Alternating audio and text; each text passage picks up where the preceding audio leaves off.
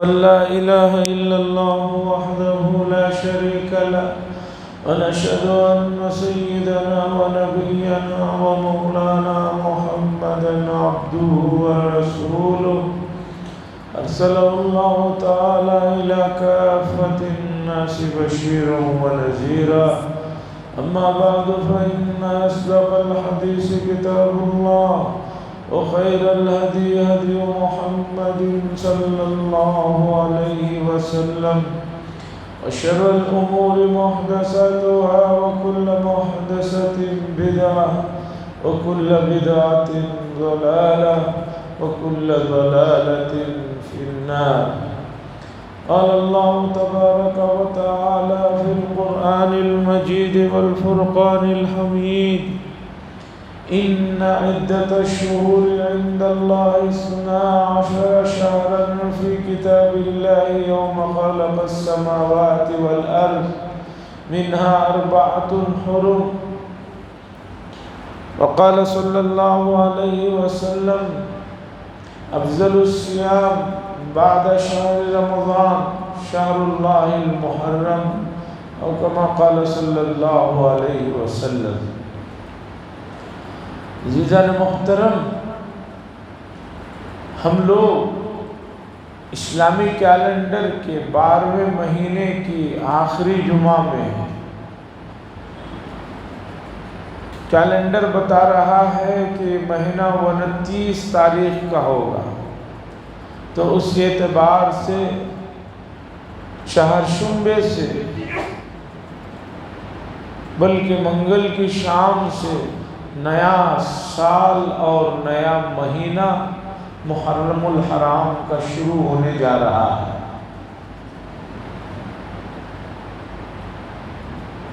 محرم الحرام اسلامی کیلنڈر کا پہلا مہینہ ہے اور بڑا ہی معزز اور محترم مہینہ ہے۔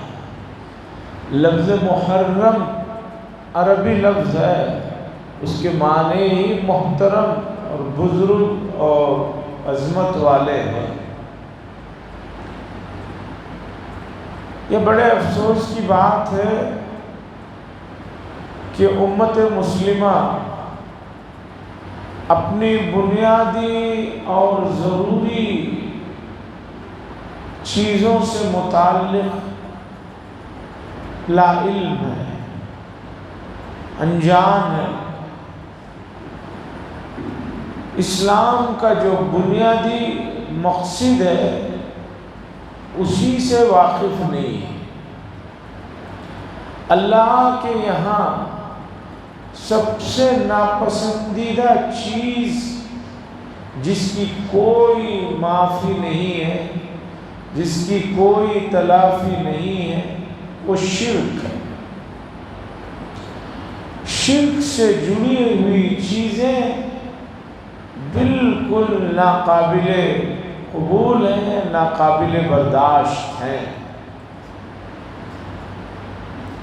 امت کی سادگی کہیے یا لا علمی کہیے یا ان کی نادانی کہیے کہ اسلام کی ہر چیز میں جو اللہ کی طرف سے نازل کردہ ہے اس کی طرف رجوع ہونے کا جو ایک سلسلہ ہے، اسے چھوڑ کر انسانوں کے بنائے ہوئے طور طریقوں کو، ان کی چیزوں کو چاہ رہے ہیں اور انہی کے بارے میں جان رہے ہیں، جانتے رہتے ہیں، جاننا چاہتے ہیں۔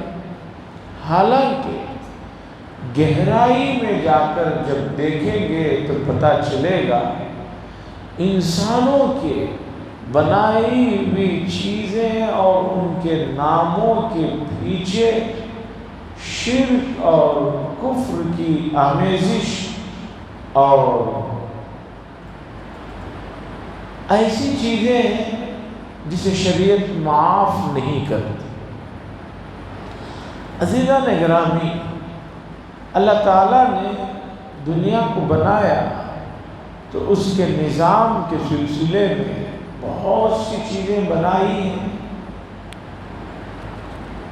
کتنی چیزیں بنائی ہیں اللہ ہی بہتر جانتا ہے، اللہ کے علاوہ کسی کو علم نہیں.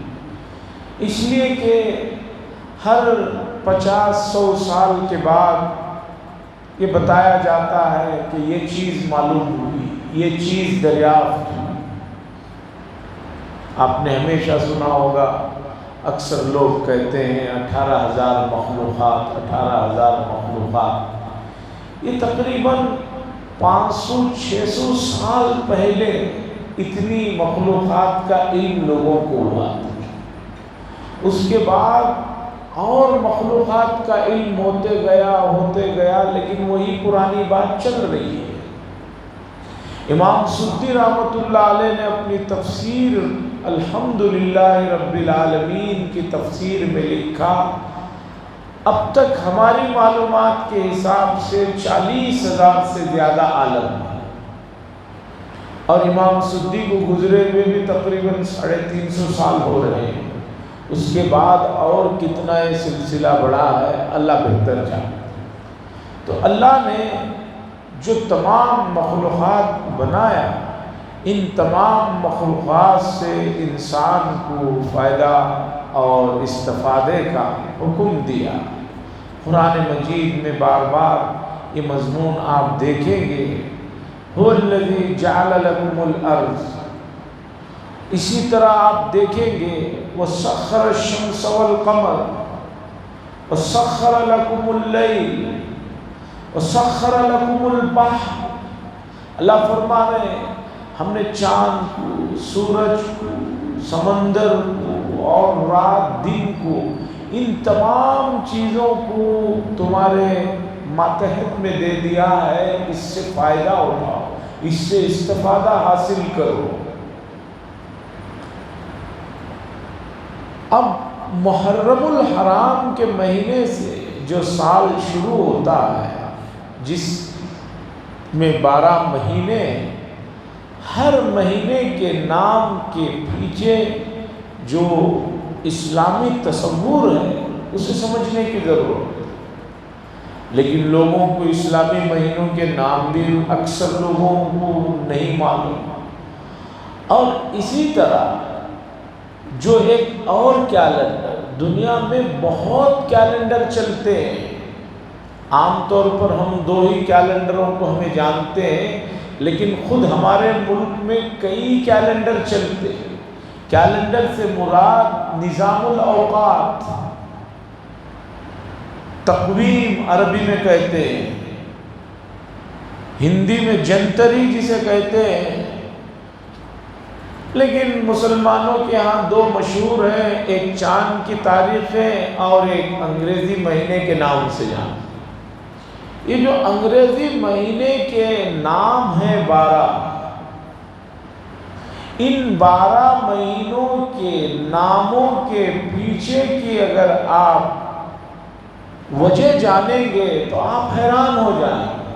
اور یہ وجہ بتانے والے کوئی مسلمان نہیں، بلکہ خود رومیوں نے جو یہ سال کو اور 12 مہینوں کے ناموں کو ایجاد کیا ہے، انہوں نے ان مہینوں کے ناموں کے پیچھے اپنی دیوی دیوتاؤں سے متعلق عقیدے اور ان سے محبت اور ان سے تعلق اور اس کے اظہار کو خود بتایا. ایک چیز اسلام نے جس کے مقابلے میں رکھی، اسے رواج دینے کی ضرورت ہے، اسے فالو کرنے کی ضرورت ہے، اسے اپنانے کی ضرورت ہے، اور اس کے بارے میں جانکاری رکھنے کی ضرورت ہے. ذی الحجہ کا یہ مہینہ اختتام کو پہنچ رہا ہے. عزیزان گرامی، یہ مہینہ اتنا بابرکت اور مبارک ہے کہ اس مہینے سے حضرت ابراہیم علیہ السلام اور ان کے خاندان کے بہت سے تذکرے وابستہ ہیں، اور ان حضرات کی تاریخ بتاتی ہے اللہ کی محبت میں ان حضرات نے اور اس خاندان نے جو قربانیاں دی، جو محبت کا اظہار جس درجے میں کیا ہے، تاریخ اس طرح کی مثال بتانے سے قاصر ہے۔ یہ ایک پہلو۔ دوسرا پہلو یہ ہے کہ اللہ تعالیٰ نے جن حضرات نے اس کی فرما برداری کی اور اس کے حکم کے آگے سر کو جھکایا، دل سے مانا اور دل سے اپنایا، ان لوگوں کو جو مقام دیا اور ان کی جو تعریفیں فرمائی اور ان کی جو یادگاروں کو قائم فرمایا، اسے دیکھنے کی ضرورت ہے۔ آپ ابراہیم علیہ السلام کی قربانیوں کو جانتے ہیں، لیکن اللہ نے ان قربانیوں کے بدلے میں ان کو جو مقام عطا فرمایا، جس میں تمام انسانوں کے لیے سبق ہے، حکم ہے، اشارہ ہے کہ تم بھی اگر ہمارے باتوں کو سنو گے، عمل کرو گے تو تمہارے لیے بھی اس طرح کا مقام اور مرتبہ ملے۔ تاریخ دیکھیے، 4000 سال گزر گئے، آج بھی حج کے موسم میں حج کی عبادت کو دیکھیے، شروع سے لے کر آخر تک محبت سے ڈوبے ہوئے ارکان ہیں۔ صفا مروہ میں حج ہو یا عمرہ ہو، 7 چکر کا لگانا ضروری ہے، جس کے بغیر نہ عمرہ مکمل ہے نہ حج مکمل ہے۔ یہ یادگار ہے حضرت ابراہیم علیہ السلام کی، زوج محترمہ اہلیہ محترمہ کی، کہ انہوں نے اللہ کے لیے جب مکے میں رہنا قبول کیا، اس موقع پر انہوں نے جو اپنے بچے کے لیے دوڑ دھوپ کی تھی، اس دوڑ دھوپ کو آنے والی تمام ماننے والی نسل کے لیے ضروری قرار دے دیا گیا۔ عمرہ اور حج مکمل ہونا ہے تو تمہیں صفا مروہ میں 7 چکر لگانا ہوگا۔ عزیزان گرامی، امت ان باتوں کو سمجھ نہیں رہی ہے، ایک پہلو کو دیکھ رہی ہے۔ جمرات پر کنکریاں مارنے کا مسئلہ ہو یا اور بھی عبادات کے آپ طور طریقوں کو، خاص طور پر حج کو دیکھیے۔ مولانا سید ابو الحسن علی حسینی قدس سرہ نے ارکان اربع نام سے ایک کتاب لکھی، اور اس میں انہوں نے اسلام کے 4 ارکان خصوصاً حج کے موضوع پر بڑا لکھا اور بتایا کہ عشق و محبت کی جو انتہا ہے، اس کا ظہور جو ہے وہاں جا کر آدمی پیش کرتا ہے۔ لکھا ہے کہ اسلام میں ہر کام کو سیدھے طرف سے پسند کیا گیا۔ آپ دیکھیے حضور صلی اللہ علیہ وسلم کے بارے میں سیدہ عائشہ رضی اللہ تعالیٰ عنہ فرماتی ہیں، کان رسول اللہ صلی اللہ علیہ وسلم یحب التیامن حتی الترجل والتنعل۔ رسول اللہ صلی اللہ علیہ وسلم کو ہر اچھے کام میں سیدھے طرف کا، رائٹ کی طرف پسند تھا، یہاں تک کہ کنگا کرتے ہوئے بھی اور جوتا چپل پہنتے ہوئے بھی آپ سیدھا پیر پہلے ڈالتے۔ ہمارے یہاں کنگے میں دیکھیے ہمیشہ آدمی بائیں طرف پہلے کرتا ہے، ہاتھ میں کنگا لیتا ہے پہلے یہاں شروع کرتا ہے۔ یہ تو لیفٹ حصہ ہے، یہاں سے کیجیے، یہ سیدھا ہے۔ داڑھی کر رہا ہے آدمی پہلے یہاں سے شروع کرتا ہے، نہیں یہاں سے شروع کیجیے۔ یہ حضور کو پسند تھا، سیدھے طرف سے کام۔ جوتا پہن رہے ہیں سیدھے پیر میں پہن رہے ہیں، کوئی اور کرتا پہن رہے ہیں سیدھا ہاتھ ڈالیے۔ لیکن آپ نے دیکھا کہ کعبۃ اللہ کا جو طواف ہے وہ سیدھے طرف میں نہیں، بائیں طرف میں ہوتا ہے۔ حجر اسود سے آپ دیکھیں گے تو طواف سیدھے طرف سے نہیں ہو رہا ہے، بلکہ بائیں طرف سے ہو رہا ہے۔ اس کے ذیل میں جو حکمت لکھی ہے اسے سمجھیے۔ اللہ تعالیٰ نے انسان کو جسم میں جہاں بہت سے قیمتی اعضاء سے نوازا، وہاں دو قیمتی اعضاء دل اور دماغ ہے۔ ایک دل ہے اور ایک دماغ ہے۔ ان کا انسان کے جسم میں بڑا رول ہے۔ دل کے بغیر بھی آدمی زندہ نہیں رہ سکتا، اور دماغ بھی نکال لیا جائے تو آدمی زندہ نہیں رہ سکتا۔ اور محبت کا تعلق دل سے ہوتا ہے۔ محبت کا جو اثر ہے وہ دل میں ہوتا ہے۔ دماغ ہمیشہ فائدے نقصان دو اور چار کی باتیں کرتے رہتا ہے، لیکن دل کا تعلق ایسا ہے کہ وہ ان چیزوں کی طرف نہیں دیکھتا۔ اب سنیے، کعبۃ اللہ کے طواف میں جو عشق و محبت سے ڈوبی ہوئی عبادت کی آخری انتہا ہے کہ آدمی اپنی تمام امتیازات کو، اپنی تمام جو دکھلاوے کی چیزیں ہیں ان کو ختم کر کے دو سیدھی سادھی سفید چادروں کو پہن لیتا ہے۔ امیر ہو، غریب ہو، پڑھا لکھا ہو، کچھ بھی ہو، جب وہ طواف کرتا ہے تو بائیں طرف کعبۃ اللہ کے چکر لگاتا ہے۔ اس کی وجہ یہ ہے کہ بائیں طرف انسان کا دل ہے۔ جب آدمی طواف کرے تو دل زیادہ سے زیادہ کعبے کی طرف رہے، تاکہ محبت کا عکس اس کے اوپر، اس دل پر پڑے۔ اس لیے طواف جیسی عظیم الشان عبادت میں بائیں طرف نہیں، دائیں طرف نہیں، بائیں طرف سے طواف کیا جاتا ہے۔ الٹا لیفٹ کے حصے سے ایسا گھوما جاتا ہے۔ کیوں؟ لیفٹ میں دل ہے، اور ماہرین نے لکھا ہے کہ یہ حکمت ہے کہ کعبے پر جو اللہ کی تجلیات ہو رہی ہے ان کا اثر بندے کے دل پر پڑے۔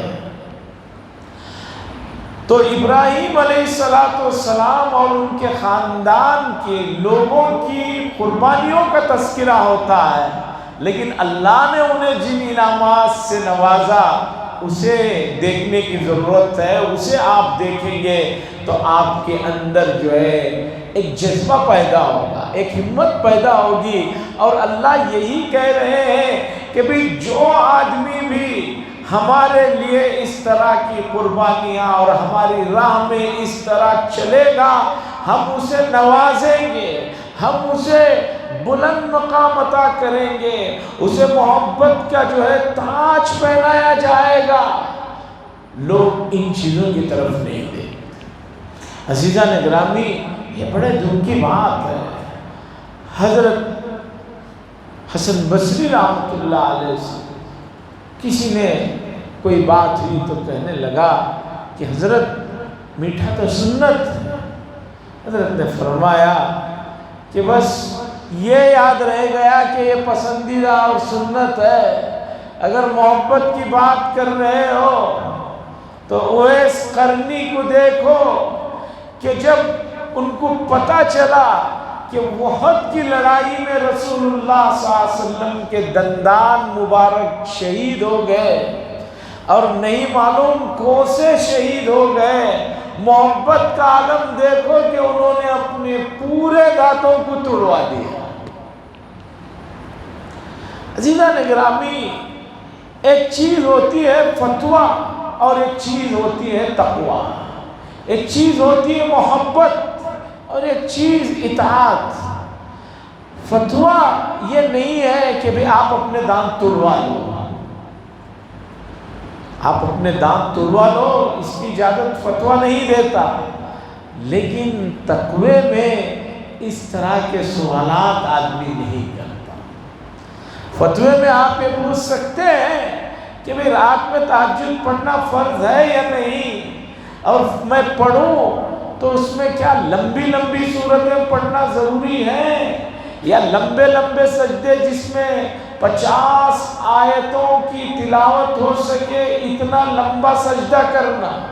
رسول اللہ صلی اللہ علیہ وسلم کا سجدہ تہجد میں اتنا لمبا ہوتا تھا جس میں 50 آیتوں کو ایک آدمی پڑھ سکے۔ تو فتویٰ یہی ہے کہ کہا جائے گا کہ نہیں بھائی، آپ تو قل اعوذ برب الفلق، قل اعوذ برب الناس بھی تہجد میں پڑھ سکتے ہیں، اور آپ 3 مرتبہ بھی سبحان ربی الاعلیٰ سبحان ربی العظیم پڑھ سکتے ہیں۔ یہ فتویٰ ہے۔ تقویٰ یہ ہے کہ آدمی کوشش کرے کہ کم از کم زندگی میں، مہینے میں یا سال میں ایک مرتبہ میں ایسی بھی تہجد پڑھوں جیسی رسول اللہ صلی اللہ علیہ وسلم نے پڑھی ہے۔ عزیزان گرامی، کتنے نوجوان، کتنے لوگ پوری راتیں جاگ کر گزار دے رہے ہیں۔ کچھ لوگ تعلیمی سلسلے میں جاگ رہے ہیں، بڑی اچھی بات، اسلام اس کی ترغیب دیتا ہے، اسے اس کا حکم دیتا ہے کہ محنت کرو، کوشش کرو، اس لیے کہ محنت اور کوشش سے کامیابی کا تعلق ہے۔ یہ تو بہت اچھی بات ہے، لیکن امتحان کے لیے نہیں، تعلیم کے لیے نہیں، فضول کاموں کے لیے جو راتوں کو برباد کر رہے ہیں، جس میں اکثریت امت مسلمہ کے افراد ہیں، ان کو جو ہے سوچنا چاہیے کہ کبھی ایک رات میں اس طرح بھی گزارو جس طرح رسول اللہ صلی اللہ علیہ وسلم نے گزارا۔ عزیزان گرامی، بات یہاں چل رہی تھی کہ جو مہینے جنوری سے شروع ہو کر دسمبر تک ختم ہوتے ہیں، ان مہینوں کے ناموں کی پیچھے کی وجوہات کو، اور کیوں یہ نام مارچ ہے، کیوں یہ نام ایسا ہے، آپ دیکھیں گے تو ان کے اپنے لوگوں نے لکھا ہے کہ ان سب ناموں کے پیچھے ان کے اپنے شرکیہ عقائد کی بھرمار ہے۔ اس لیے اسلام نے اسلامی کیلنڈر کی طرف توجہ دلائی اور ایسا نظام متعارف کرایا کہ جس نظام میں پوری دنیا کے لیے سہولتیں، چاند کی تاریخوں کا نظام آج کا نہیں ہے، رسول اللہ صلی اللہ علیہ وسلم کے زمانے سے بھی نہیں ہے۔ قرآن کہہ رہا ہے یوم خلق السماوات والارض، جب اللہ نے آسمانوں اور زمینوں کو پیدا کیا، اسی وقت اللہ نے اس نظام کو جاری فرمایا اور کہا یہ ہمارا نظام ہے۔ چونکہ چاند کی تاریخوں کے نظام میں کبھی کہیں گڑبڑ نہیں ہوئی ہے، اس اعتبار سے کہ بھئی کسی نے کہہ دیا ہو کہ بھئی اس سال جو ہے 4 دن بڑھ جائیں گے، 8 دن گھٹ جائیں گے۔ دوسرے جو بھی کیلنڈر ہیں اس میں اب تک کئی مرتبہ کئی قسم کی تبدیلیاں ہو گئی ہیں، اور اسلام اتنا آسان اور عام فہم مذہب ہے کہ ہر آدمی گاؤں دیہات میں رہنے والا بھی چاند کو آسانی کے ساتھ دیکھ سکتا ہے اور اس کے ذریعے سے نظام کو چلا سکتا ہے۔ اسلامی تاریخ کی سب سے بڑی خوبی یہ ہے کہ اسلامی خوشیوں کے جو دن ہیں وہ سال کے 12 مہینوں میں تمام موسموں میں گزرتے ہیں۔ ہمارے یہاں عید الاضحیٰ جہاں شدید گرمی میں آتی ہے، وہیں شدید دسمبر کی گرمی میں بھی یہ مہینہ آتا ہے۔ رمضان کے روزے جہاں جون جولائی میں آتے ہیں سب گرمی میں، وہیں نومبر اور دسمبر میں بھی آتے ہیں۔ عزیزان گرامی، میری آپ سے گزارش ہے کہ آپ سب حضرات جو ہے اسلام کو جس ویژن میں آپ کو اخباروں میں سوشل میڈیا میں دکھایا جا رہا ہے اس ویژن سے مت دیکھیے۔ وہ کالا چشمہ پہن کر دیکھ رہے ہیں، آپ کو دکھا رہے ہیں، اس لیے آپ کو اسلام کی خوبیاں اور اسلام کی اچھائیاں سمجھ میں نہیں آ رہی ہیں۔ آپ اسلام کو رسول اللہ صلی اللہ علیہ وسلم نے جس نظر سے دیکھا، جس ویژن سے دکھایا، اس کے بعد صحابہ نے اسلام کو اور اسلام کی تعلیمات کو جس نظر اور ویژن سے دکھایا، آپ اس نظر اور ویژن سے دیکھیے، آپ کو اسلام کی خوبیاں اور اس کی اچھائیاں اور اس کا تمام مذاہب پر سب سے اوپر ہونا آسانی سے سمجھ میں آئے۔ جونڈس کے مریض کو ہر چیز پیلی نظر آتی ہے، حالانکہ ہے نہیں، بیماری تو اس میں ہے، اب اس بیماری کی وجہ سے وہ ہر چیز کو پیلا دیکھتا ہے۔ اسی طرح اس وقت اسلام اور اسلام سے جڑی ہوئی چیزوں کو مستقل لوگ اسی نظریے سے دیکھ رہے ہیں، لوگوں کو بتا رہے ہیں۔ دکھ یہ نہیں ہے کہ وہ لوگ اس طرح دیکھ رہے ہیں، اس لیے کہ یہ ازل سے قانون چلا آ رہا ہے۔ ابلیس کے سجدے کے انکار کے ساتھ ہی بنی آدم اور ابلیس اور اس کی ذریت کے درمیان میں جو دشمنی کا سلسلہ شروع ہوا ہے، یہ قیامت تک قائم رہے گا۔ افسوس یہ ہے کہ اسلام اور اسلام کو ماننے والے، اس کا کلمہ پڑھنے والے، نبی سے محبت کے دعوے کرنے والے، ان کے پاس اسلام سے جڑی ہوئی بنیادی اور بیسک معلومات نہیں ہے۔ عزیزان گرامی، امت کا یہ بڑا طبقہ جو ووٹر آئی ڈی میں، آدھار میں، دوسرے جگہ جن کا نام مسلمانوں کے کاسٹ میں لکھا جا رہا ہے، آپ کو یہ جان کر بڑی حیرانگی ہوگی، دکھ ہوگا کہ ان کو اسلام میں داخل ہونے کے لیے جو بنیادی کلمہ پڑھا جاتا ہے، پڑھایا جاتا ہے، لا الہ الا اللہ محمد الرسول اللہ کا صحیح تلفظ نہیں ہے۔ اور میں یہ بات دنیا کے کسی ایسے ملک کی نہیں کر رہا ہوں کہ جس ملک کا نام آپ نے نہیں سنا یا وہاں کو فلائٹ نہیں جاتی ہے، ایسے ملک کی بات نہیں۔ میں اپنے ملک میں، اپنے اسٹیٹ کے ان بعض گاؤں دیہاتوں اور اضلاع کی بات کر رہا ہوں جہاں پر لوگوں کا یہ حال ہے۔ شراب جیسی حرام چیز جسے رسول اللہ صلی اللہ علیہ وسلم نے ام الخبائث کہا کہ یہ تمام برائیوں کی جڑ ہے، اس کی ماں ہے، امت کا ایک بڑا طبقہ اسے بالکل جیسے نارمل انسان صبح چائے پیتا ہے جائز سمجھ کر اس طرح پی رہے ہیں۔ ایسے افراد جو ہے، بتائیے کہ ان کے پاس اسلام کے سلسلے میں کیا معلومات؟ عزیزان گرامی، اسلام جو پیارا اور منفرد مذہب ہے، اس کی گواہی ہم نہیں دیتے، اس کی تعریف ہم نہیں کرتے۔ آپ اٹھائیے ان لوگوں کو بھی جو اسلام کو بہت برا بھلا کہتے ہیں، جب موقع ملتا ہے اللہ ان کی زبانوں سے اسلام کی تعریفوں کو کرواتا ہے۔ سب سے زیادہ اسلام کو اس پر ہدف اور لعنت یا نعوذ باللہ اس پر جو ہے نکتہ اٹھایا جاتا ہے کہ اسلام میں سزائیں بڑی سخت ہیں، اسلام میں بڑے غلطیوں کی سزائیں بڑی سخت ہیں۔ اس پر جو لوگ بہت لکھتے ہیں، بہت بولتے ہیں، اب تک ہمارے ملک ہی میں ایسے کٹر دشمنی رکھنے والے افراد ملک میں بعض گناہ، بعض جرم جو بڑی تیزی سے پھیل رہے ہیں، وہ لوگ لکھتے ہیں کہ اگر اس چیز کو ختم کرنا ہے تو اسلام کی جو نظام میں حدیں ہیں، سزائیں ہیں، ان سزاؤں کو جاری کرو، پھر ملک میں اس طرح کے جرم نہیں۔ میں نہیں لکھ رہا ہوں، یہ وہ حضرات کہہ رہے ہیں کہ اسلام کو یہ کہتے ہیں۔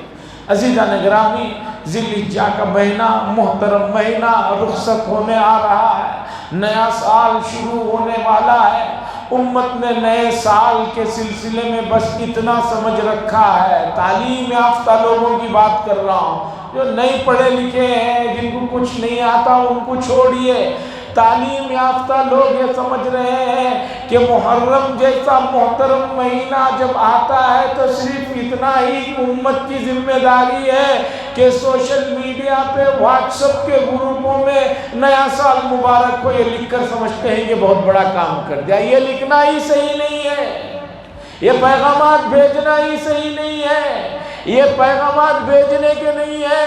یہ حدیث سنیے بخاری کی، جس میں رسول اللہ صلی اللہ علیہ وسلم نے فرمایا افضل الصیام بعد شہر رمضان شہر اللہ المحرم، بہترین روزہ رمضان کے بعد اللہ کے محترم اور مبارک مہینے محرم کا ہے۔ اس حدیث کی ذیل میں محدثین نے جو بات لکھی ہے، کبھی آپ نے سنی ہے یا نہیں مجھے معلوم نہیں، میں سناتا ہوں۔ لوگ یہ سمجھتے ہیں کہ محرم کا صرف 10واں 9واں یا 11واں 2 روزے رکھنا اس کی فضیلت ہے۔